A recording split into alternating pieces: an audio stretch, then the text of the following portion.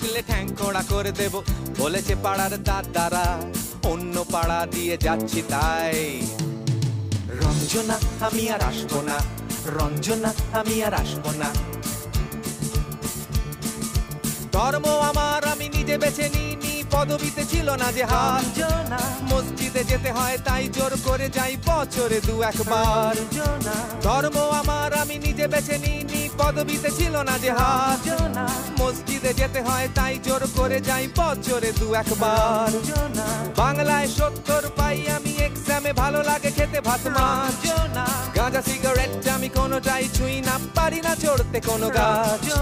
চশমাটা খসে গেলে মুশকিলে পড়ি, দাদা আমি এখনো যে স্কুলে পড়ি। কবজির জোরে আমি পারবো না, পারবো না হতে আমি রোমিও,